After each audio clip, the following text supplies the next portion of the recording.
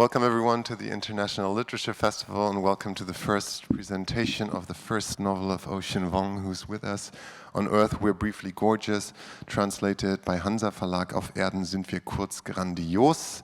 I'm really happy that Ocean Vuong is here. Also with us is actor Marcel Kohler, that you might know from the Deutsches Theater, who's going to read some of the German translations of the book. Please give them both a huge round of applause.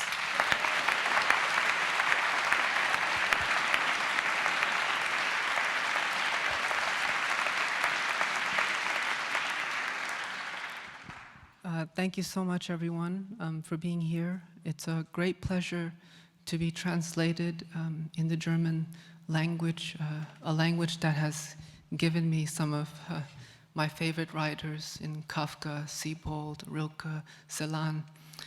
So it's a dream for any writer to see the magic of translation happen with their words. And I never imagined that sitting in my room writing my books, that one day the act of translation can bring a part of yourself across borders into different countries, even before you can get there. So I feel like I'm just catching up to it all right now. So thank you so much for being here with me, and thank you to these two folks for sharing the stage, and to Hanser, my publisher, for believing in this book. Thank you.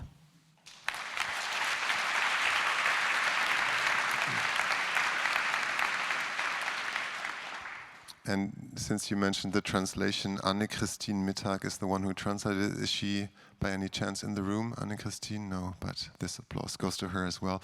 Before we talk a little bit about your biography and what led you to write this novel, maybe we can talk about the last couple of months since the book came out. You have been contributing, or you've been writing short stories. Night Sky with Exit Wounds is a compilation you can also buy, which will shortly be translated into German, which made some fuss. You've been contributing to The Atlantic, The New Yorker, The New York Times, and this novel was highly anticipated, became a New York Times bestseller, got a lot of buzz. This event has been hyped quite a lot. It was sold out weeks ago. People were having fights, I was told, at the door to get in here. Is that a good feeling, or is that a lot of burden because you didn't expect that? What is your feeling with this book and traveling around the world with it at the moment? Of course it's a good feeling. You know, I think any writing, particularly writing to publish, is an act of communication. And you never write expecting it. You know, I was trained as a poet first. And when you start as a poet, everyone tells you, don't expect anybody to wait for you at the end of what you write. And I think it's good advice. We shouldn't write expecting an audience. But when an audience does come, and one that comes across America and now across the world to fill a space like this, it's a writer's dream. And I don't take it for granted. Is it overwhelming? Yes. But you know, I come from a line of factory workers, and so this is part of the work, but this is not labor to me. This is the moment where I can stand beside something and feel proud for it, but also I get to participate in the act of speaking to the world, which is what any writer wants to do. And I think ultimately, when I write a book, or any book, when any writer writes a book, they're writing a town square, what my Italian-German editor would call the piazza. And I think my favorite books are like piazzas. The writer creates a space in order to think and feel in, and the world comes in, and whatever you experience is yours. You know, I have no agenda to force anything on it. I merely create the architecture in which one can inquire within, and that's the great beauty of it. Maybe picking up two of those points, the languages. Your book has been translated into 23 languages or assigned is under contract to be translated into 23 languages, so congratulations on that. And then maybe diving a little bit into your family history, you said you're from a family of factory workers. In fact, you're from a family of migrants. You were born in Ho Chi Minh City in Vietnam and came at the age of 2, first to live in a refugee camp in the Philippines and then to the United States.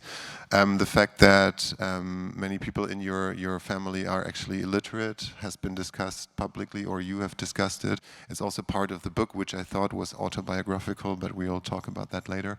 And you're the first person in your family to have studied, I think, and maybe you can, repeating my question as to what the response was, you can also tell us a little bit about what's that like for your family, family of, I would say, poor, if I may say so, migrants coming to the US, having a son who has studied, who's becoming this, well, literary genius, you might say, or at least someone who publishes widely and has a huge success right now. What does that make your family feel like? They feel very proud, of course. You know, my mother, my family, they're incredibly proud to have a son, you know, do something that has so much response in the world. But as far as the work itself, the writing, they don't care for it. And I think that's good. It's okay. And why should they? You know, I think here is a group of people who've, you know, broken their bodies working in nail salons, in factories, 9 hours a day, 40 hours a week. And they have no time to read a book. To read a book takes an incredible amount of privilege. 4, 8, 10 hours for one book, spread throughout a week. They had no time for that. They were too busy trying to raise a family, pay bills. And so this art or this act of reading is something so far from them that it's unfair for me to even ask them to be interested. And I think that's perfectly okay. The act of reading and writing is still an act of the bourgeois. It's still part of the middle class, which now I am a part of as someone who can make a living. But it's unfair for me to ask of them, hey, care about this, because I care about it. I think it's enough for me to do what I can, because they've sacrificed so much for me to be able to put my head down to study, because they've always, in the nail salons and the factories, put their heads down when their bosses are yelling at them. And I think in order to honor that labor, I try to write the best sentences I can, but I don't force any interest on them. And I actually like it that they don't care, you know. There's a story. When I wrote, when I got into the New Yorker for the first time, it's a very, you know, prestigious magazine, and you want to, you know, you want not to brag, but no, but I wanted to, because I was so happy, you know, and I wanted to dance, but all my friends were writers, and you don't call a friend and say, hey, I got into the New Yorker. It's a terrible thing to say. But I didn't have anyone to say it to, so I called my mom. And I said, Ma, I got into New Yorker. And she says, don't you already live in New York? What's going on? Do you want pickles? I'll send you pickles. And I thought, okay, yeah, I need pickles. Never mind, you know. But I think it's beautiful to be unknown in some sense to the people you're closest most, because when I see them, when I step into their homes and sit down at the table, I'm not Ocean Vuong, the writer. I'm a son, a brother. And for some writers, that doesn't happen after a while. That goes away. They become the public image. The public image invades the home. And I feel very lucky that I can still be, you know, just one more portion of the large family. You were not always Ocean Vuong. In fact, Ocean is not your birth name. Maybe you can talk quickly about where the name Ocean came from. My mother. It's actually not as exciting as it sounds, you know. She wanted to rename me because my father named me. And when they broke up, she wanted to enact agency You know, this precious act that any mother wants to do for a child is to name him. And she never got to do it. My father wanted a specific name. And so when he left, she renamed me Hai, which is a very common Vietnamese name, but it means ocean. And she thought that it was just as common in America. And so she looked in the dictionary and she said, ocean, oh, there's going to be a bunch of oceans out there. And I'm going to make one. You know, we Vietnamese, we name a lot of our names after nature. You know, mountain, ocean, rose, lilac, orchid. So it was not an uncommon name, except in America it was incomprehensible. So it's interesting that the act itself is an act of a false translation. And so my life began as a literary act, you know, from my mother. So in that sense, it feels very beautiful to me. I don't know if you mind me asking, but I'm really interested because I started with your biography a little bit, this coming to America and this huge leap for you. I mean, you studied 19th century literature at the Brooklyn College in New York. You're currently an assistant... What actually, an assistant what? At the University of Massachusetts? Professor. Professor. Assistant professor. I hope. It doesn't say it here, so I'm like, what? Okay. What happened in the meantime? Because this book talks a lot about a migrant boy from Vietnam, which is not necessarily you, he's named differently, who struggles a lot with language and the fact that the inability to speak a certain language or a language that is not one's native language excludes you from everything, from society, from social life, from cultural life, from everyday life. And I wonder how, if you could briefly summarize or give us an idea of how this time of being 2 years old and having parents who cannot speak the language and then turning into this boy who studies English literature, what happened there and how difficult that process was. Yeah, I think so far, you know, my observation of the literary world, having published 2 books, is an opportunity almost to have an anthropological study of what it means for someone like myself to sit down at the laureled literary table. And so far, I think the most common response has been surprise, bewilderment. You know, how did this happen? How did this miracle happen? You came out of nowhere, right? How did someone like you do this? And sometimes the questions are very well-intentioned. But I think, for me, it was always rooted in storytelling. I always say that I might be the first to read and write, but I'm not the first poet. I come from a line of rice farmers who, in some sense, have mastered the act of storytelling. And when you're raised by refugee women who must leave their homes in order to enter a new country, they must decide one of the most important, vital decisions our entire species have always demanded of its refugees. Which story will you bring with you? And which stories will you leave behind? Because the body is a limited library. The memory can only hold so much. And so when I started to have a consciousness, you know, I came at 2, sitting in a Hartford apartment, a tenement apartment, in the home, a city shared by Mark Twain, Harriet Beecher Stowe, Wallace Stevens, in a region of New England shared by Nathaniel Hawthorne, Herman Melville, Emily Dickinson, Sylvia Plath. Here, I started to hear the stories of my elders first. And when those stories come to me, they've already come through multiple revisions, multiple drafts. They were folklore, they were regional epics, they were personal stories. And so the details were edited down, where to slow the story, how to quicken the pacing. Ultimately, what I received was a master class in the craft of storytelling. And I didn't know that then, but I was absorbing it through osmosis.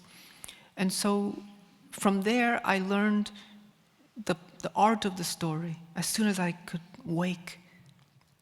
And then I started to study it in school in the written word. And so the way I see it, I didn't come out of nowhere.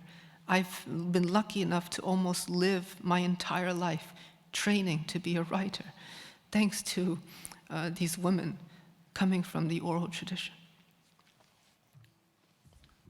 Maybe before we have you or hear you have the privilege to hear you read the very 2 pages in English and then have Marcel Kohler read us a little bit from the beginning in German. Although I'm sure you must have been asked this question 1,000 times before, what made you switch from poetry, from poems to the novel that has, I think I can give that away, a very interesting structure, a non-linear structure that starts as a letter to your mother, Yeah. or an author's letter to his mother. Yeah. What was the initial idea from you to switching from poetry to writing a novel? I'm a practicing Buddhist, and one of the texts that I go back to as a Zen Buddhist is Suzuki's The Beginner's Mind. And what Suzuki sort of puts forth is that anyone practicing anything, whether it's Zen, meditation, or art, it's best to live with the beginner's mind. In martial arts, they call it the white belt mentality. And in other words, even if you are an expert, don't live like an expert. Live like a beginner, which is to say, live with wonder, with awe.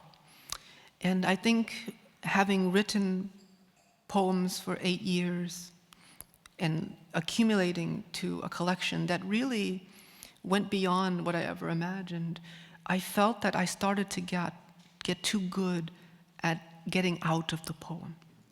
It doesn't mean the poem was successful, but I was successfully exiting the poem when it was too intense, when I was getting too scared of it.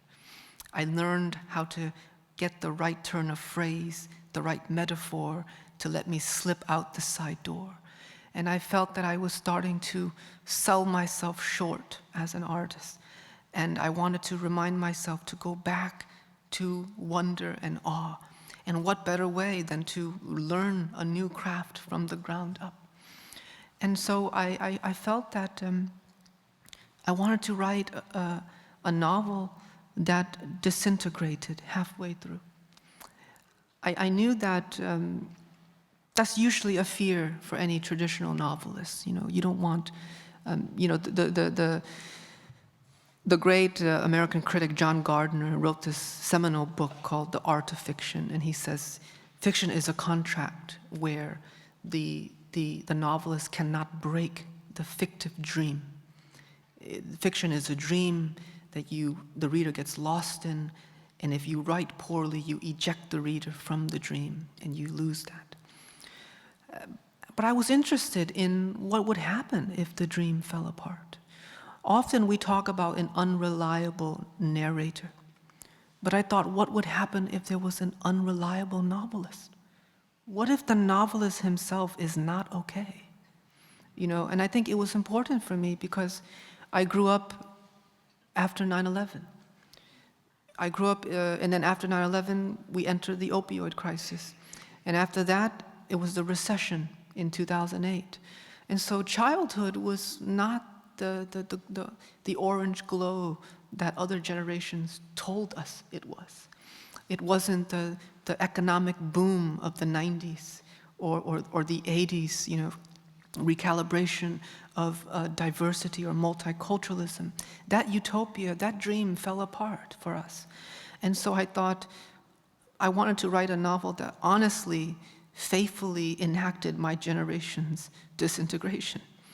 But I also knew that when prose crumbles, it will break into poetry. Poetry as a poet, I knew that poetry is an art that fractures towards unity, and that I would not be afraid if the prose, if the dream broke, that I could let it break into the lyric form and then continue again.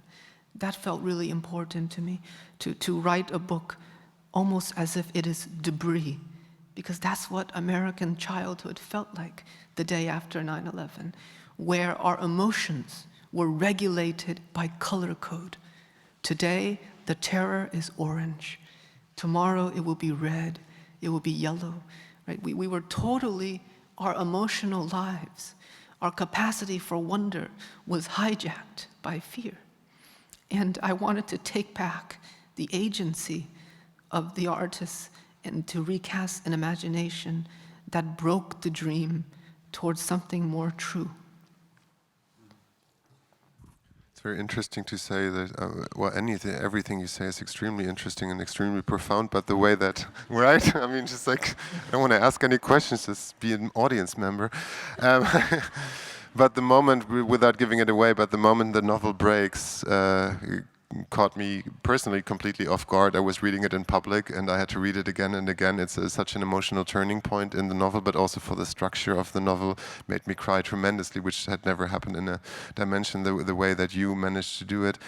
Maybe before we start, the structure, as I said, is a structure of fracture, of puzzle maybe, of memoirs, of different threads of now and past lives of your family members, and you put them together so beautifully, but also sort of like without the intention of giving us a linear, super digestible sort of narrative. Not saying it's an edgy novel, but you know what I mean, I think. Maybe we can talk a little bit about that structure. Was that something that you had always put together as for fractures in your mind, or was that something that you puzzled or you disintegrated, as you said so beautifully, at your desk and said, these stories I want to tell and I want to put them together in a way that, my novel disintegrates itself? Right. Well, I started to study the craft of narratology. As a professor, it's important to me, as a scholar, how a tradition, how cultures carry stories and how they shape stories is indicative of what they value. And when I started to study Western narratology, there was a very clear formula. It was the 3 or 5 part formula of the introduction, development, the climax, and then the denouement, right? And I felt that it was so formulaic, but also that it had a very phallic tendency. It was about, I realized it was about climax. It was about this exchange of building pleasure, manipulating pressure towards release. And I think when we think about thrillers, murder mysteries, romances, it's a capitalistic promise. We buy it knowing that we will be released. We will be emotionally manipulated towards a climax and then freed. We are buying a false freedom. And I just felt that how do we find a new way to talk about life that is actually not very free? The big myth of America is that it is the land of the free. But that myth is fraught and fractured at the very genesis of the country, because it was founded on the genocide of Native Americans and slavery. How can you say you are free? How can you put freedom on the money if it is not an absolute fraudulence? And I felt that I wanted to do something different, and I looked to other systems of narratology, and I found what's called Kisho Tenketsu. It's used by Hideaki Miyazaki in Studio Ghibli anime films. And it's an ancient Japanese structure. It's a 4-part structure that does not deploy conflict in order to progress a story. That felt very important to me because I wanted to write about American historical violence, but I did not want to repeat it. I did not want to just make another climax. And Kisho Tenketsu was incredibly powerful because it builds tension through proximity. Simply laying elements side by side creates enough tension. And that sounded very similar to me to poetry. The way words sit on the page side by side builds tension. In this way, it's just like chemistry. You have oxygen as an element, fine on its own, hydrogen, fine on its own, put them together, water. Just proximity can create transformation. And in this way, the protagonist does not have to destroy anything or anyone in order to realize himself. That was the classic hero story from the Greeks to the Romans and then to America, is the hero must destroy an antagonist. All the way back in elementary school, when we began studying English literature, the word versus was central to understanding American literature. Man versus nature, man versus society, man versus man, man versus self.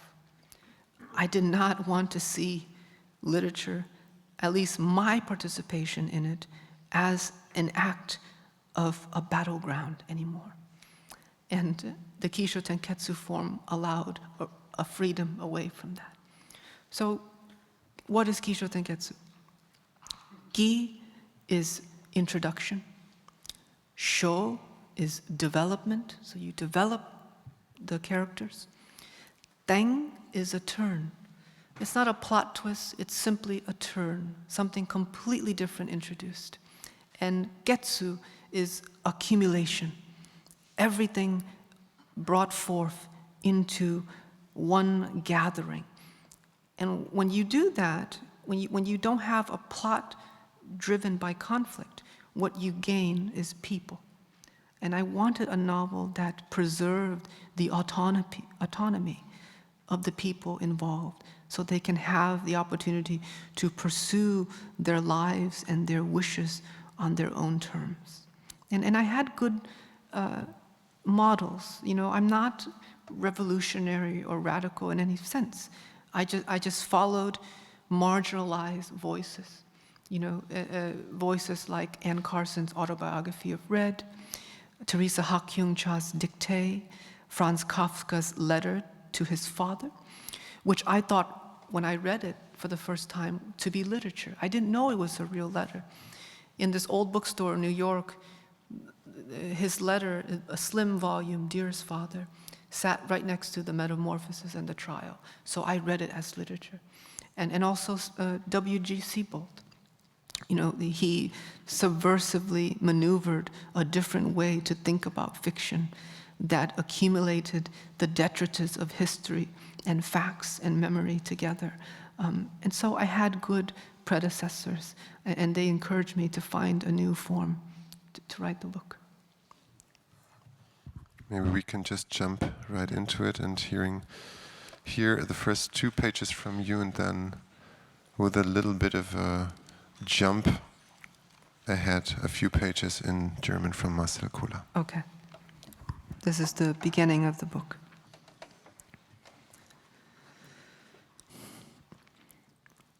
Let me begin again.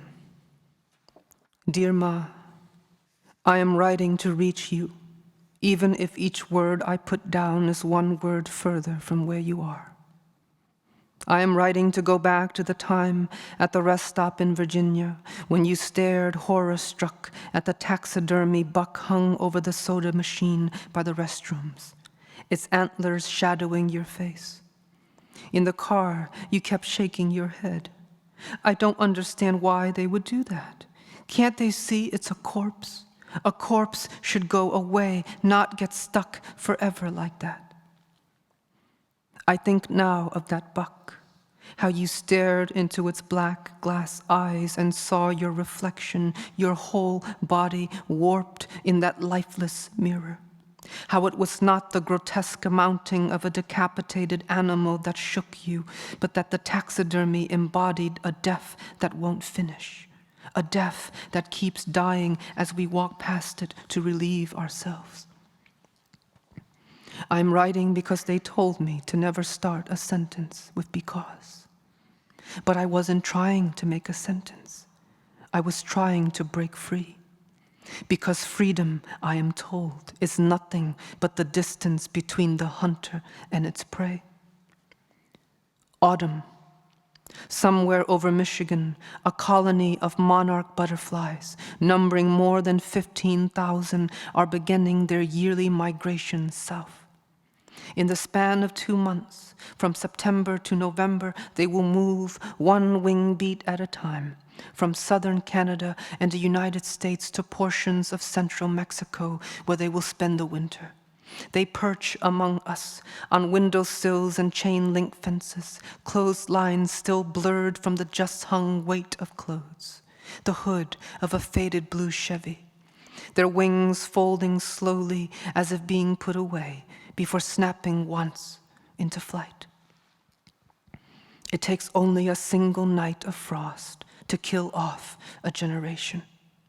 To live, then, is a matter of time, of timing. That time when I was 5 or 6 and, playing a prank, leapt out at you from behind the hallway door, shouting, "Boom!" You screamed, face raked and twisted, then burst into sobs, clutched your chest as you leaned against the door, gasping. I stood bewildered, my toy army helmet tilted on my head. I was an American boy parroting what I had seen on TV. I didn't know that the war was still inside you, that there was a war to begin with, that once it enters you, it never leaves, but merely echoes, a sound forming the face of your own son. Boom. That time in 3rd grade, with the help of Mrs. Callahan, my ESL teacher, I read the first book that I loved, a children's book called Thunder Cake by Patricia Polacco. In the story, when a girl and her grandmother spot a storm brewing on the green horizon, instead of shuttering the windows or nailing boards on the doors, they set out to bake a cake. I was unmoored by this act, its precarious yet bold refusal of common sense. As Mrs. Callahan stood behind me, her mouth at my ear, I was pulled deeper into the current of language. The story unfurled, its storm rolled in as she spoke, then rolled in once more as I repeated the words. To bake a cake in the eye of a storm, to feed yourself sugar on the cusp of danger.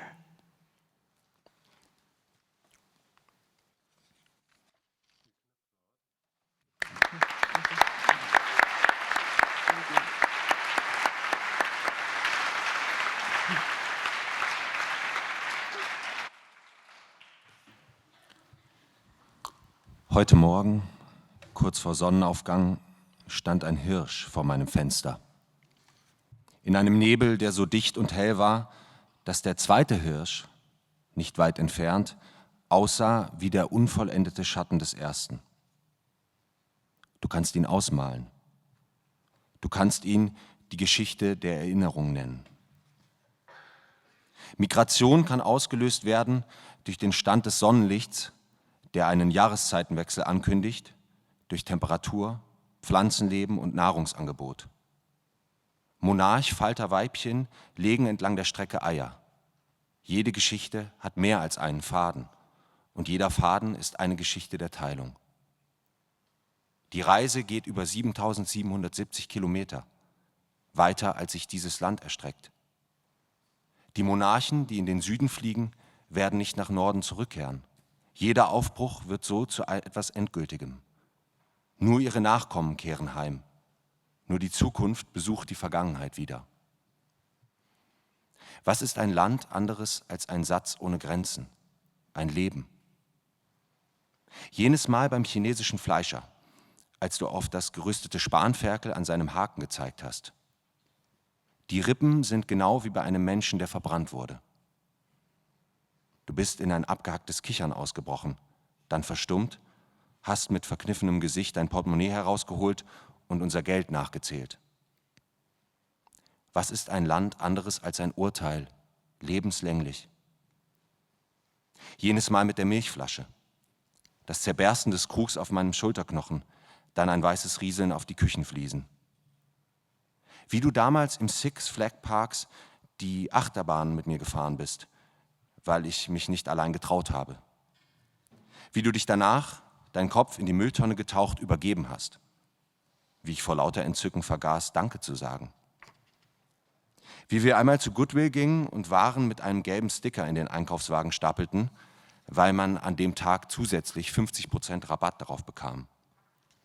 Ich schob den Wagen und sprang hinten auf, fühlte mich im Dahinkleiden reich mit unserer Beute ramschiger Schätze. Es war dein Geburtstag. Wir praßten. Sehe ich aus wie eine echte Amerikanerin? Fragtest du und drücktest ein weißes Kleid an dich. Es war ein wenig zu förmlich, als dass du es bei irgendeiner Gelegenheit hättest anziehen können, aber doch leger genug, dass immerhin die Möglichkeit dafür bestand. Eine Chance. Ich nickte grinsend. Der Wagen war inzwischen so voll, dass ich nicht länger sehen konnte, was vor mir lag. Jenes Mal mit dem Küchenmesser, das du genommen, dann hingelegt hast, bebend, leise sagtest, raus, raus mit dir. Und ich rannte aus dem Haus, die schwarzen Sommerstraßen hinunter. Ich rannte, bis ich vergaß, dass ich 10 war, bis mein Herzschlag alles war, was ich von mir selbst hören konnte. Jenes Mal in New York, eine Woche nachdem Cousin Vuong bei dem Autounfall ums Leben gekommen war, als ich in die Linie 2 Richtung Uptown stieg und beim Öffnen der Türen sein Gesicht klar und rund vor mir sah, wie es mich unverwandt anblickte, lebendig. Ich japste und wusste doch, dass es nur jemand war, der ihm ähnlich sah. Zu sehen, was ich doch eigentlich nie wiedersehen sollte, machte mich trotzdem fertig. Die Gesichtszüge so getreu, der massive Kiefer, die hohe Stirn. Sein Name machte in meinem Mund einen Satz nach vorn, bevor ich ihn unterdrücken konnte. Oben auf der Straße hockte ich mich auf einen Hydranten und rief dich an. Ma, ich habe ihn gesehen, hauchte ich. Ma, ich habe ihn gesehen, ich schwör's. Ich weiß, es ist dumm, aber ich habe Vuong in der Subway gesehen. Ich hatte eine Panikattacke und du wusstest es. Für eine Weile bist du stumm geblieben, dann hast du angefangen, die Melodie von Happy Birthday zu summen. Es war nicht mein Geburtstag, aber das war das einzige englische Lied, das du kanntest, und du fuhrst fort. Und ich lauschte, das Telefon so fest an mein Ohr gepresst, dass noch Stunden später ein rosa Rechteck in meine Wange geprägt war. Ich bin 28 Jahre alt, 165 Zentimeter groß, 50 Kilo schwer. Ich sehe von genau 3 Seiten gut aus und ätzend von überall sonst. Ich schreibe dir aus einem Körper heraus, der einmal dir gehörte. Das heißt, ich schreibe dir als ein Sohn. Wenn wir Glück haben, ist das Ende eines Satzes der Punkt, an dem wir vielleicht anfangen können. Wenn wir Glück haben, wird etwas weitergereicht, ein weiteres Alphabet unserem Blut eingeschrieben, den Sehnen und Nervenzellen. Ahnen, die ihre Nachkommenschaft den stillen Drang aufbürden, nach Süden zu fliegen, auf jenen Ort in der Erzählung zuzuhalten, den niemand überdauern sollte. Jenes Mal, als ich im Nagelstudio mitbekam, wie du eine Kundin über einen kürzlichen Verlust trösten wolltest. Während du ihre Nägel lackiertest, sprach sie unter Tränen. Ich habe mein Baby verloren, mein kleines, Julie. Ich kann es nicht glauben, sie war meine stärkste, meine älteste. Du hast genickt, die Augen nüchtern über der Maske. Ist gut, hast du auf Englisch gesagt. Nicht weinen. Deine Julie, fragtest du dann. Wie ist gestorben? Krebs, sagte die Frau. Und auch noch im Garten. Sie ist gleich da auf der verdammten Wiese hinterm Haus gestorben. Du hast ihre Hand hingelegt, deinen Mundschutz abgenommen. Krebs. Du hast dich vorgebeugt. Meine Mama auch. Sie von Krebs gestorben. Im Raum wurde es still. Deine Kollegen rutschten auf ihren Stühlen hin und her. Aber was passiert im Garten? Warum sie da gestorben? Die Frau wischte ihre Augen. Da hat sie gelebt. Julie war mein Pferd. Du hast genickt, deinen Mundschutz wieder übergestreift und ihre Nägel weiter lackiert. Als die Frau gegangen war, hast du die Maske quer durch den Raum geschleudert. Ein scheiß Pferd? Hast du auf Vietnamesisch gesagt? Verdammt nochmal, ich wollte schon Blumen am Grab der Tochter ablegen. Für den Rest des Tages, während du an der einen oder anderen Hand arbeitetest, hast du immer wieder aufgesehen und gerufen, es war nur ein dummes Pferd. Und wir haben gelacht. Jenes Mal mit 13, als ich endlich Stopp sagte. Deine Hand in der Luft, mein Wangenknochen brennend vom ersten Schlag. Schluss mal, hör auf, bitte. Ich sah dich hart an, so wie ich inzwischen gelernt hatte, in die Augen derer zu starren, die mich schikanierten. Du hast dich abgewandt, bist wortlos in deinem braunen Wollmantel geschlüpft und zum Laden gegangen. Ich hole Eier, sagtest du über die Schulter, als ob nichts gewesen wäre. Doch wir wussten beide, du würdest mich nie wieder schlagen. Monarchfalter, die die Wanderung überleben, reichen diese Botschaft an ihre Nachkommen weiter. Die Erinnerung an Familienmitglieder, die der einsetzende Winter gefordert hat, ist in ihre Gene verwoben. Wann endet ein Krieg? Wann kann ich deinen Namen sagen und nur deinen Namen meinen und nicht das, was du hinter dir gelassen hast? Jenes Mal, als ich zur tintenblauen Stunde aufwachte, mein Kopf, nein, das Haus von leiser Musik erfüllt. Ich ging zu deinem Zimmer, das Parkett kühl unter meinen Füßen. Dein Bett war leer. Ma, sagte ich, still wie eine Schnittblume über der Musik. Es war Chopin und es kam aus dem Schrank. Die Umrisse der Tür in rötliches Licht geschnitten, wie der Eingang zu einem Ort, der in Flammen steht. Ich setzte mich davor, lauschte der Ouvertüre und darunter deinem gleichmäßigen Atem. Ich weiß nicht, wie lange ich dort saß, aber irgendwann ging ich zurück ins Bett und zog mir die Decke zum Kinn hoch, bis es aufhörte. Nicht die Musik, sondern mein Zittern. Ma, sagte ich noch einmal zu niemandem, komm wieder raus. Marcel Kohler, vielen Dank.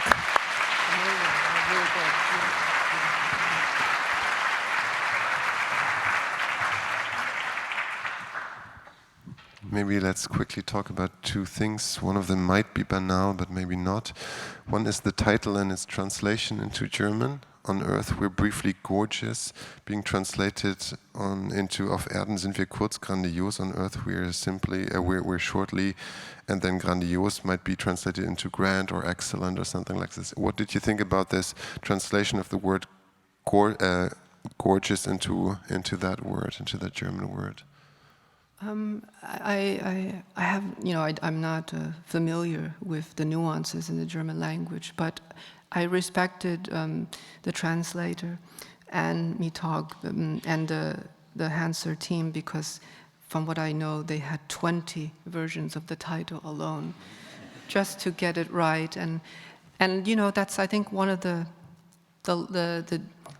problems, I guess, of not ever dreaming that my work would ever be translated. And so I thought about it in a very American vernacular. And the word gorgeous has a very specific charge in American lexicon, particularly for the queer community. That's actually what I thought, yeah. Yeah, so I felt that word, I wanted to put that word as a statement on the cover of my book, as a nod to that lexicon of that vernacular, to draw it onto the stage of literature and to use something that our community has used for so long to celebrate each other. I wanted that to be central, and it's been amazing to see different versions of gorgeous in the translations. The second question concerns animals in your book. From what we've heard, there's a multitude of animals that you start with in the German cover that maybe you can see here, or maybe you own the book. We see a deer in the headlights, maybe, or on a pedestrian's walk.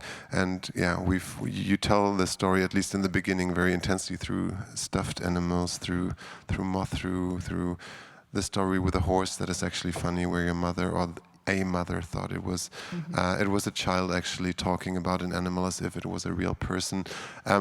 When did that idea come, or what was the thinking behind that? Sort of like mixing the animal world or connotations of animals with very dramatic human stories. Yeah. I think it came from my understanding as a Buddhist, to look. Buddhist philosophy insists that all animals and all sentient beings exist on one fluid plane, that, we might have been animals in our past lives, and we might return to animals later after this body. And so to see life as one plane without a hierarchy. And I think I also wanted to trouble the definition of what is humane.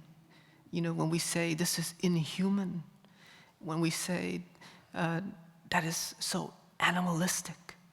But maybe I'm wrong because I've only lived 30 years, but from my observations, having lived 30 years, I felt that it is the humans who do the most animalistic things.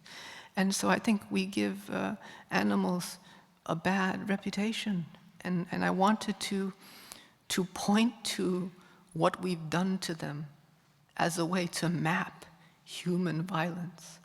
That if we are capable to do this to anything with a consciousness, then we are capable of doing it to each other with consciousness. Even a single ant, if it was crawling and you slapped next to it, it will run in terror, trying to save its life. And I think that moment of that life, that desire to live, is so clear to me between every living being. And I think it was important for me to deconstruct the plane of what is central. Often a novel is about human life. And sometimes we use animals to amplify human life, as George Orwell did in Animal Farm.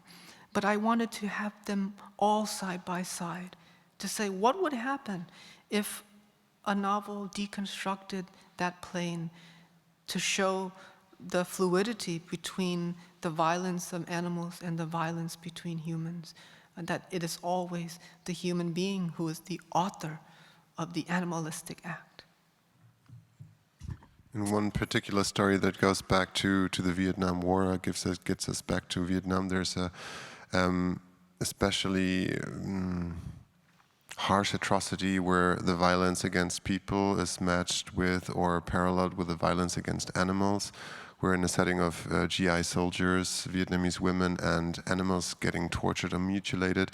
And we already heard in this little bit that you are, if I may interpret it as such, telling a story of violence or a history of violence from generations to generations, being performed upon mostly female bodies or migrant bodies, and then those migrant bodies sort of like perpetuate, as in this mother and her son, the violence. Can you tell us a little bit about that thread that also goes through the entire book and their characters, the idea of violence and domestic violence or state violence? Right. That scene ultimately was very important to me because it's a scene where a mother and daughter are waiting at a checkpoint to go through and to enter their village, which is on fire. And the American soldier is guarding the checkpoint, and he points the gun at this mother and daughter. And I said Mutter. The German is already entering my Mutter. Mutter. By the end of the talk, you'll be fluent. Yeah. I love that when it happens. It enters. And I think I didn't want it to be good and evil, black and white. There are plenty of books out there that attempts to write about the Vietnam War between enemies, good guys and bad guys. But the way I saw it, I'm interested in the aftermath of everything. In the way I saw it, how can you declare a winner and a loser when, with the Vietnamese victory, you can count 4 million lives lost? I don't know how that is a victory to me.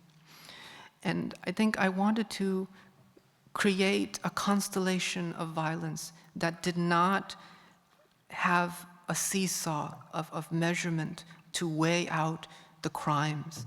That in this scene, when the American soldier holds the gun, it's compared and parallel with a scene where Vietnamese men gather around a table to consume the brain of a macaque monkey, which is supposed to increase their sexual power and ultimately lead to children, right?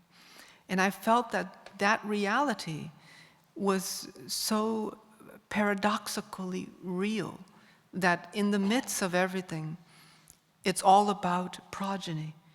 The cycle of death and life was right there. Men destroying a living thing in order to consume it and then create living things just so that they can stand, these living things can stand at a checkpoint with a gun in its face. And I wanted to keep humans culpable, that I didn't want to write a book where there were good guys and bad guys, that we were all in this as a complicated, inextricable mess. And I did not want to write a book where you leave feeling good about where history lies, but rather, more so, where do we go from here? The reckoning with violence is the first act, and then afterwards, you lead towards care. And I think that was very important for me to write, not only in this book, but any of my writing, to never write angry. I think I write out of a derivative of anger, and that derivative is care. But how does anger lead to care? And from what I see, you can get angry, you can get frustrated, and you can rage. You can throw things, you can say things you'll regret, you can hurt people, you might regret it. And then you're exhausted, you're extinguished yourself, you're on the floor. And after that, you have to get up again after a while. You have to feed yourself, feed your cats, answer your emails, pay your bills. In other words, you have to care again. And I'm more interested in writing out of the moment when the body must get up from the floor and ask itself, now what? And I think I'm best, I'm most useful to my work when I ask, now what? Rather than say, fuck you.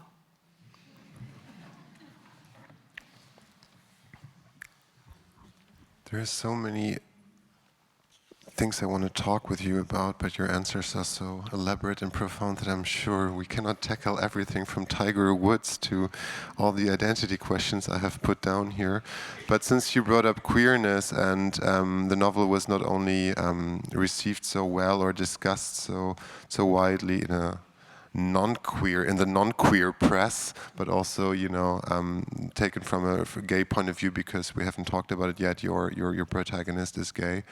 And there's a very complicated relationship while he's also with one of his co-workers, actually, when he's in America.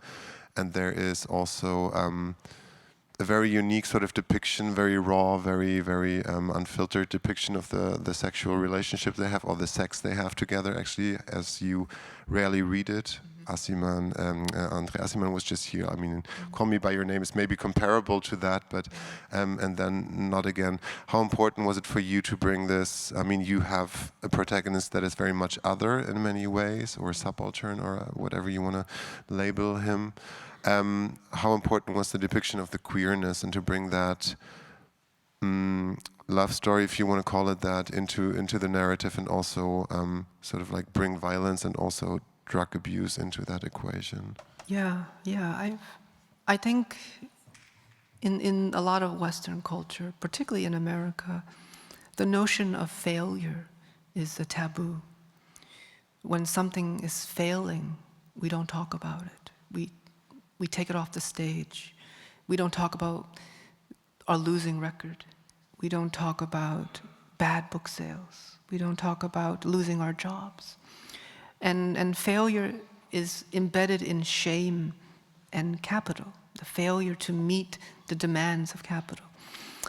And I think, on the other hand, from a queer perspective, queer people understand that failure is the beginning of their identity.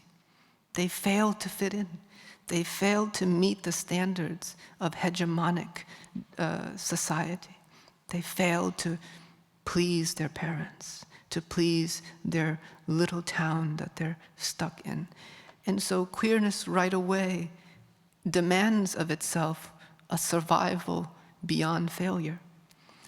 But also, it's also the failure within pleasure, because no one sits down and gives us the conversation about the birds and the bees. No one tells us how to, it's very rare for a parent to sit down to a queer child and say, this is how you do it, this is how you find pleasure.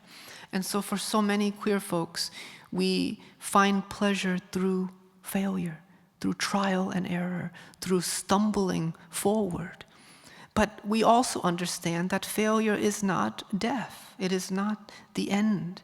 Failure is a way to innovate forward. We fail and stumble forward.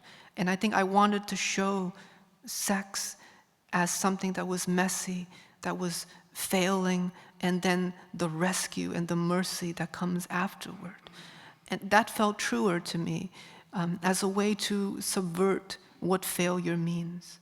And I think for queer people, failure is the first stage towards innovation. And that's what these characters do. They see failure as the first stage in a culture that sees failure as the last and final gravestone to a project. And it felt important to me to situate that as a site of power and agency. That this is not shame. This is two people trying to find the pleasure for each other in a world that would prefer that they vanish. And it was hard to do, but I think it was important for me to try to do it. It was also about the failure of masculinity. What I wanted to have is a white character from a working class farm family. And my question for that character was, what happens when such a boy begins to reject his milieu, when he can no longer fit into the masculinist ideal that constricts him? And often we talk about toxic masculinity as something that harms the society and those around it, which is very true. But it also harms those who wield it. It poisons. If you hold the poison, you poison yourself. And I wanted to ask of this character, Trevor, what is the cost of an American boy saying no to his elders? What is the cost of him trying to break out of that cage into more of himself? And will he survive it? What is the answer there when we say no to what destroys us in order to say yes to pleasure? Maybe we can hear the second part of your reading now. It doesn't necessarily, this discussion might seem a little fractured, but so is the novel, so maybe it's very fitting. We're going back to a time in the book at the beginning, actually, before we talk about the queerness. Once again, Marcel Kula. Ich habe und hatte viele Namen. Little Dog, so nannte mich Lan.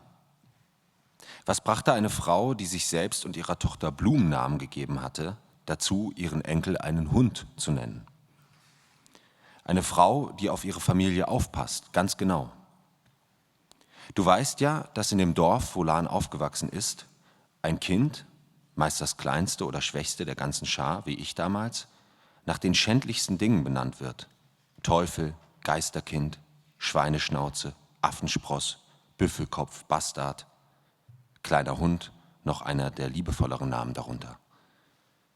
Weil böse Geister, die das Land auf der Jagd nach gesunden, schönen Kindern durchstreiften, einen Bogen um das Haus machten, wenn sie hörten, wie etwas ganz Scheußliches zum Abendessen hereingerufen wurde und damit das Kind verschonten. Etwas zu lieben heißt so, ihm einen derart schäbigen Namen zu geben, dass es vielleicht unberührt bleibt und am Leben. Ein Name, dünn wie Luft, kann auch ein Schild sein. Ein kleiner Hundschild. Ich saß auf den Küchenfliesen und sah zu, wie Lan 2 dampfende Reishügel in eine mit indigoblauen Ranken bemalte Porzellanschüssel schöpfte. Sie griff nach einer Teekanne und goss gerade so viel Jasmintee über den Reis, dass ein paar Körner in der hell bernsteinfarbenen Flüssigkeit trieben.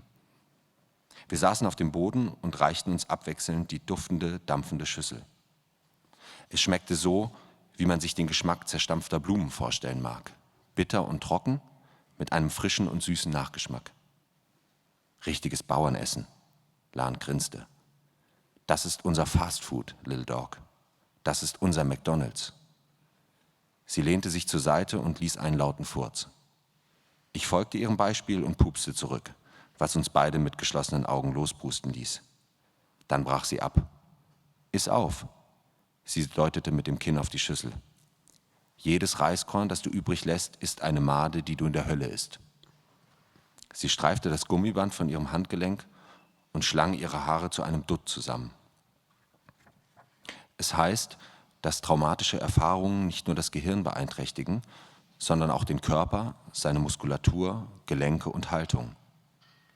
Lans Rücken war ewig gebeugt, so tief, dass ich kaum ihren Kopf sehen konnte, wenn sie an der Spüle stand. Nur der Knoten ihrer zusammengebundenen Haare war sichtbar, der auf und ab tanzte, während sie schrubbte. Sie warf einen Blick in den Vorratsschrank, der bis auf ein einsames, halb aufgegessenes Glas Erdnussbutter leer war. Ich muss mehr Brot kaufen. Eines Nachts, 1 oder 2 Tage vor dem Unabhängigkeitstag, schossen die Nachbarn Feuerwerk von einem Hausdach weiter unten an der Straße. Phosphoreszierende Streifen wühlten die violette Lichtglocke des Himmels auf und rissen mit schwerem Krachen entzwei, das durch unsere Wohnung widerhallte. Ich schlief eingezwängt zwischen dir und Lan auf dem Wohnzimmerboden, als ich spürte, wie die Wärme ihres Körpers, die sich die ganze Nacht über an meinem Rücken geschmiegt hatte, wich. Als ich mich umdrehte, war sie auf den Knien, scharrte wild in den Laken. Bevor ich fragen konnte, was los war, griff ihre Hand kalt und nass nach meinem Mund. Sie legte den Finger auf die Lippen. »Sch, wenn du schreist«, hörte ich sie sagen, »wissen die Minenwerfer, wo wir sind.« Das Straßenlicht in ihren Augen, ein gelblicher Widerschein auf ihrem dunklen Gesicht. Sie packte mein Handgelenk und schleppte mich zum Fenster, wo wir uns unter dem Sims niederkauerten und lauschten, wie das Donnern über uns erdröhnte. Behutsam zog sie mich in ihren Schoß und wir warteten. Im Flüsterton ereiferte sie sich über die Mörser, wobei sich hin und wieder ihre Hand über meine untere Gesichtshälfte schob. Das Aroma von Knoblauch und Tigerbalsam scharf in meiner Nase. So saßen wir bestimmt 2 Stunden da, ihr Herzschlag regelmäßig an meinem Rücken, als es im Zimmer allmählich graute und sich dann, in der Indigo-Dämmerung, 2 schlafende Gestalten abzeichneten, die in Decken gewickelt auf dem Boden vor uns lagen. Du und deine Schwester, Mai. Ein Anblick wie von sanften Bergketten über einer verschneiten Tundra. Meine Familie, dachte ich, ist diese stille Polarlandschaft, in die nach einer Nacht unter Artilleriebeschuss endlich Frieden eingekehrt ist.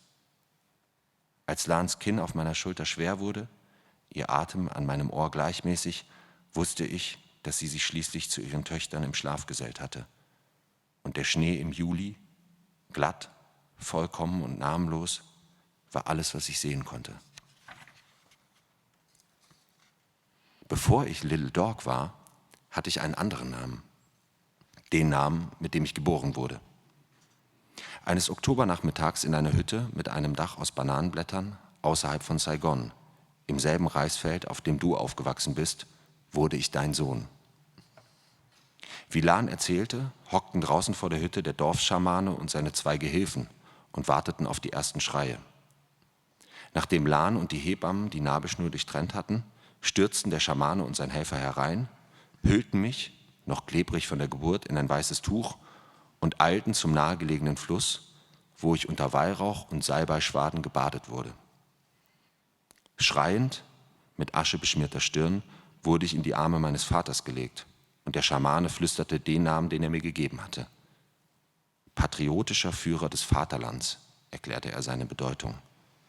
Mein Vater hatte ihn engagiert und als der Schamane das barsche Wesen meines alten Herrn bemerkte, wie er beim Gehen die Brust aufblusterte, um seine 1,60 Meter große Gestalt zu strecken und mit angriffslustig wirkenden Gesten sprach, wählte der Schamane wohl einen Namen, der den Mann, der ihn bezahlte, zufriedenstellen würde.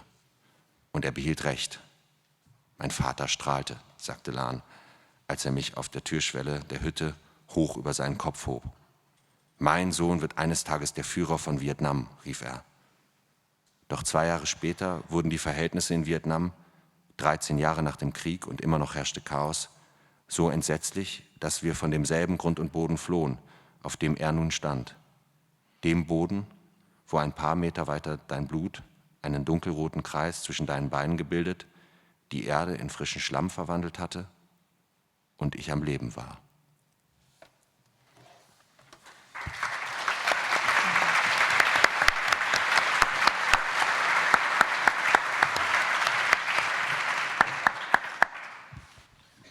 One last question maybe before we can actually open it up to a couple of audience questions if you're interested, or just comments.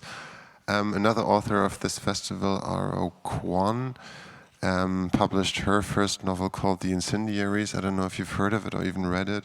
And I had a talk with her about representation. She is Korean American and deliberately made her characters also Asian American, talks a lot about also in publications that you write for about media representation, in general the questions of representation that seem to be, the discussions about representation that seem to be discussed more and more,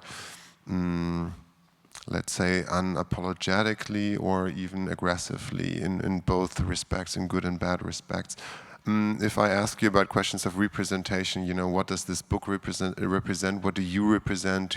Did you write this also, as she said?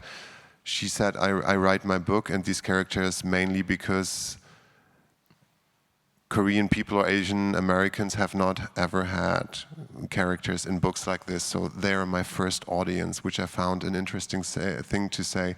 My question is, would you, as someone who studies literature and who also, you know, has read the canon of the mostly white, mostly heterosexual, you know, mostly dead authors, are you also interested in questions of representation when it comes to your own work?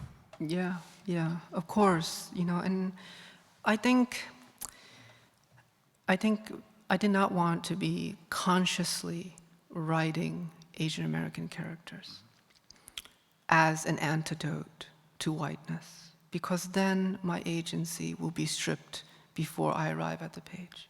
It would mean that I'm only responding to a white dominance in the publishing culture. And I did not want that to be the priority, to say, well, I want to change the color, because then I'm still subordinate to the dominant reality. What was more interesting to me, which I would echo Toni Morrison, which is that Asian American characters were closest to me. They were just important to me. In my life, they are central, regardless of where I am, whether I'm in Vietnam visiting my family or growing up living in Hartford or in California.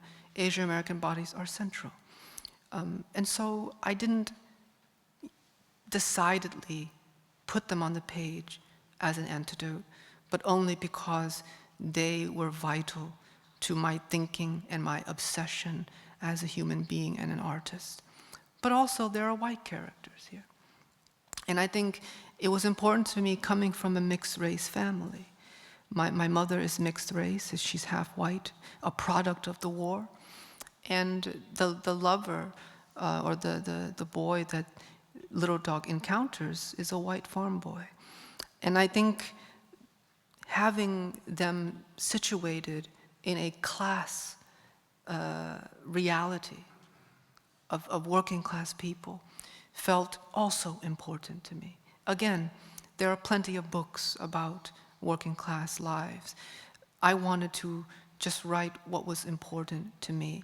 I'm aware that there's a demand for representation, but there's always been writers writing diverse books. They've just never had a chance to publish. And because of a lot of the conversations happening recently in America, there are more pathways. You know, I did not come here alone.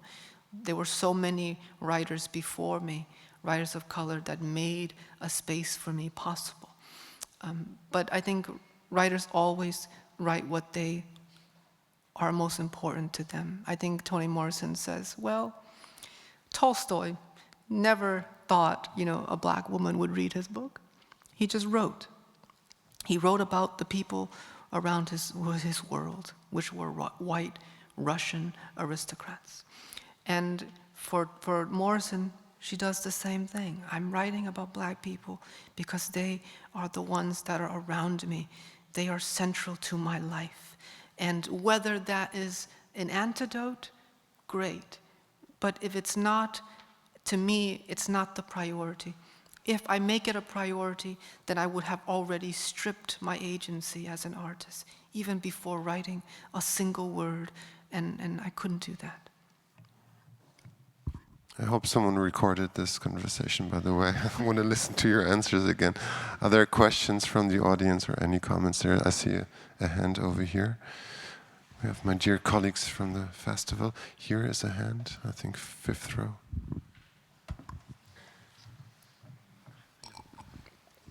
Hi, I'm Wilfred from the Philippines. I thank you for this very interesting exchange of ideas. It's very profound, and I must say it's a challenge to follow the ideas, because I'm not really a poet, and I'm not really actually familiar with your books. But I'd like to say that I'm very much interested in the storytelling that you do, especially coming from the Philippines, and this agricultural route that you also deal with your right. I also remember my mother, the oral history that she tells me about not wasting rice because it's a sweat. I mean, every rice bit is a sweat from the farmers, and it's really, until now, I could remember it, and I will never forget that. But I would like to ask a question on oral history, because I'm currently teaching refugees not in Berlin, but in another state, in Brandenburg. And every now and then, children from refugee families come and stay in our classrooms because sometimes nobody's at home to take care of the kids. And I would always, sometimes during break times, I would hear mothers or fathers telling stories about their children. And so I'm very interested in how you said that you are not writing from the perspective of revenge or anger. And in my sense, you try to control this emotion in your writing, because you're not writing to communicate anger, but writing to communicate care.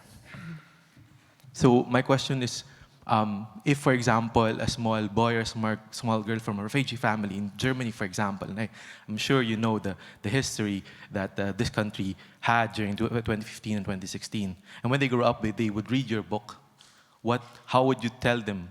Or would you tell them, just read my book and that's my message to you? Thank you. Yeah. There's a couple questions there, and I'll try to get to them. The first, I think, is what you're describing as Southeast Asian identity. That was very important to me, because in America, Asian American is very monolithic, just yellow, right? Or maybe South Asian, brown. But the politics and the realities, the regional differences are so intricate. And I wanted to insist on a vibrant Southeast Asian identity, things that you're recognizing, because to say that there are layers to who we are. We are not just an organizing principle on an application, right? And I think there are depths and there are intricacies, and I wanted to lay that out, because I know that as an American, I'm participating in American literature. And I wanted to widen what Asian American means, which means it can also hold the specific sector of Southeast Asian American life. Because the reality is that we are very different in America. Southeast Asians have the highest suicide rates. They have the highest dropout rates. They have the lowest income of all Asians in America. So the realities are real. I wanted to make those realities felt on the page. When it comes to what I hope, I don't know. I don't want to force any message onto anybody. I'm also not a representative of my community, which is why it was important for me to write a novel. I'm not a historian. I'm not a journalist. I didn't want to write a nonfiction account of this life because it would mean I would have to speak for all of these people. And I'm not a spokesperson, I'm an artist. I take the context of reality and create fiction out of it. But I think what I would hope for a young refugee anywhere in the world is that they just see a part of themselves. It's so important. I think ultimately the question of representation is not just, oh, give me a piece of the pie, but it's to show those younger than us that they can see something like them. Growing up in America in the 90s, and probably for others before me, as a person of color, is like walking into a house of mirrors. You know, at the carnival, there's this house of mirrors. And stepping into America is like walking into a house of mirrors. Except when you look in the mirror, you don't see yourself. It's incredibly disorienting. You think, wait a minute, I know I walked in here. I know I'm not a ghost. I know I have a body. But how come when I look in the mirror, I don't see myself? I don't see myself in the TV. I don't see myself in the books, in the commercials. And so the experience of a person of color in America is incredibly lonely, incredibly isolating. If I don't see myself, is what I'm feeling even real? Is it legitimate? When your feelings are not legitimate, you're barely alive. And so I think it was important for me to write out of that space.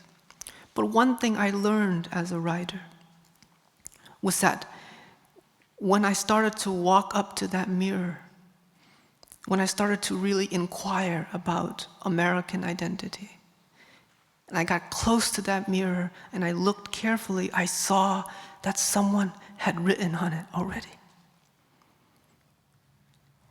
They wrote their stories on the mirror and they signed their names. And their names was Carlos Bolosan. Their name was Toni Morrison. When I got closer, I realized, oh, my turn to write on the mirror. So then you realize, wait a minute, I was never alone. That's the hope.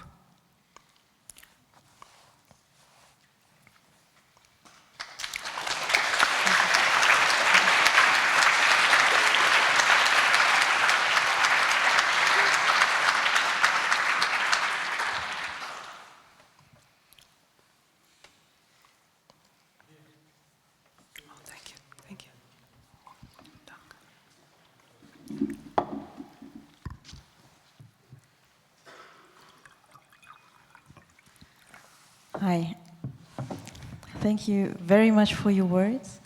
I would be interested in your relationship to the Vietnamese language in your writing and also in your thinking, because as far as I remember, you don't use Vietnamese words in your writing, but you translate them yourselves and then you reflect them afterwards.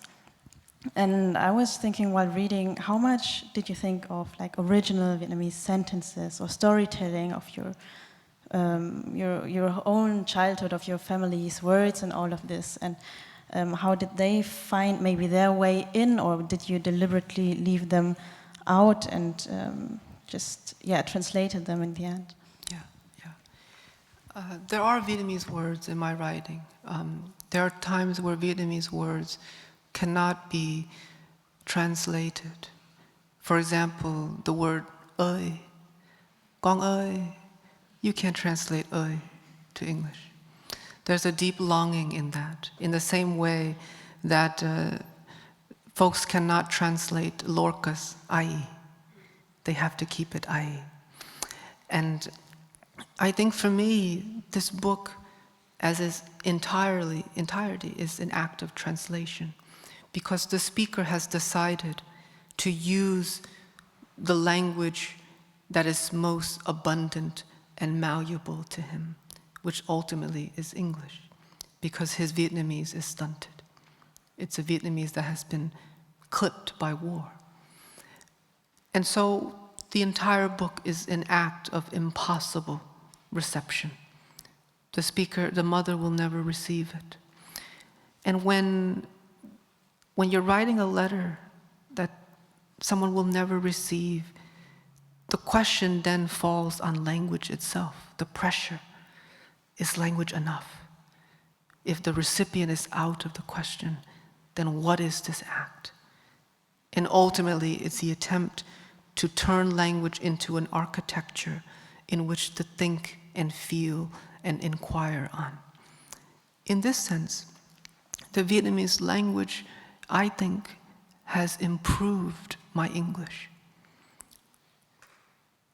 As a child in a Vietnamese household, Vietnamese is a monosyllabic language, incredibly musical, very nuanced inflections. You have to pay attention. Right? Just the word ma. Right? Ma is ghost. Ma is but this, but that. Ma is grave. Ma is mother. Ma is horse. Ma, ma, ma, ma, ma, ma. If you're not paying attention, you're in trouble. Right?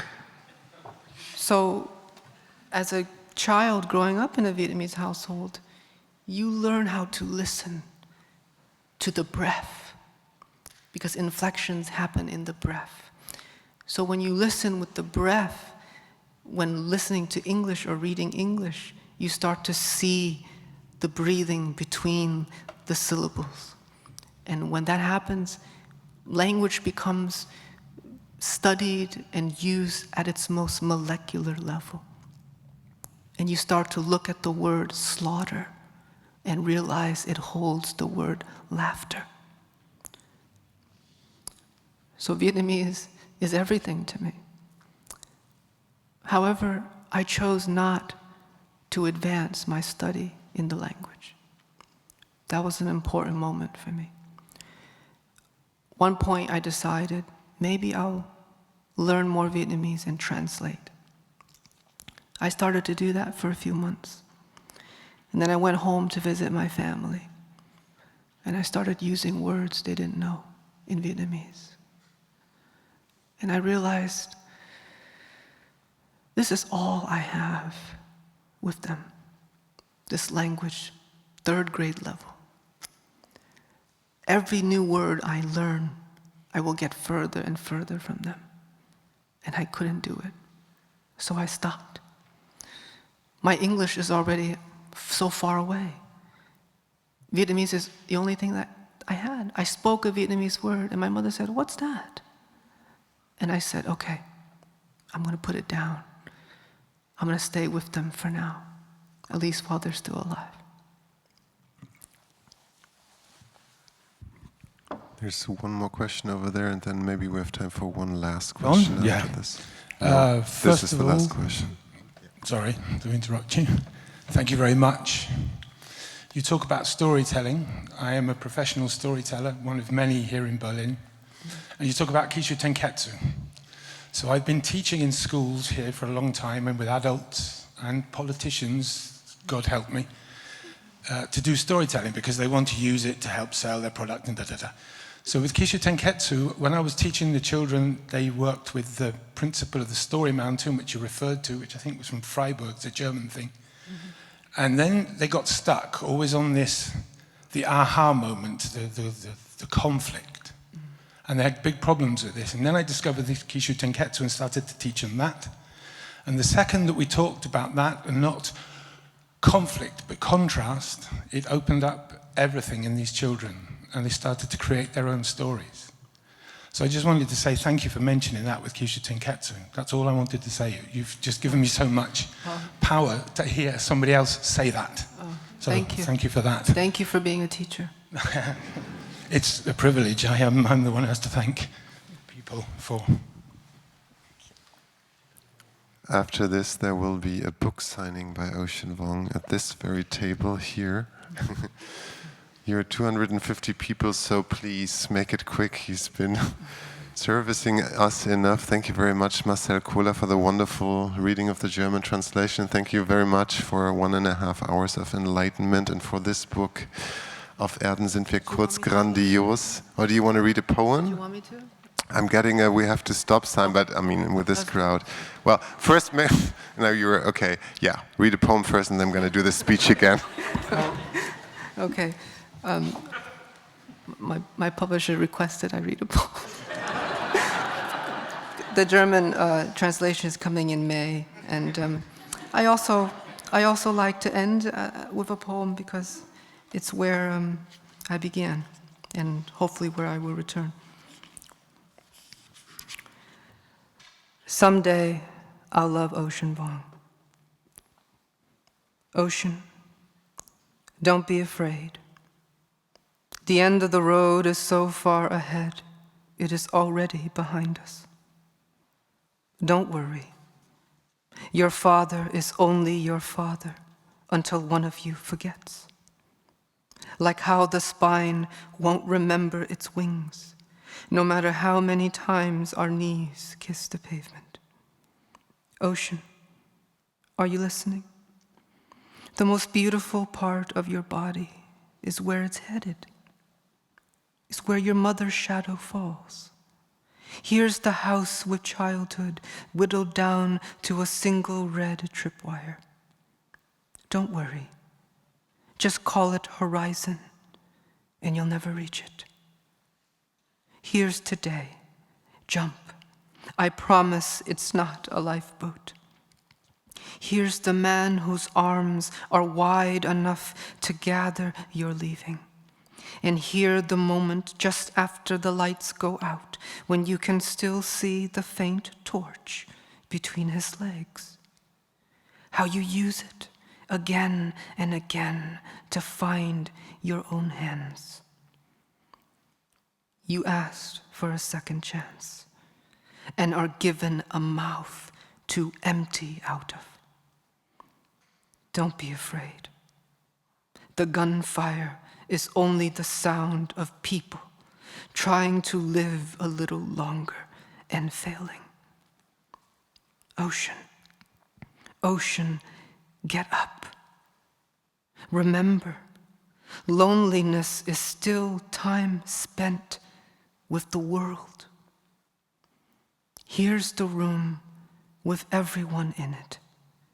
Your dead friends passing through you like wind through a wind chime. Here's a desk with the gimp leg and a brick to make it last. Yes, here's a room so warm and blood close. I swear you will wake and mistake these walls for skin. Thank you. Ocean Vuong, everyone. Thank you so much. Thank you so much. Marcel Kohler.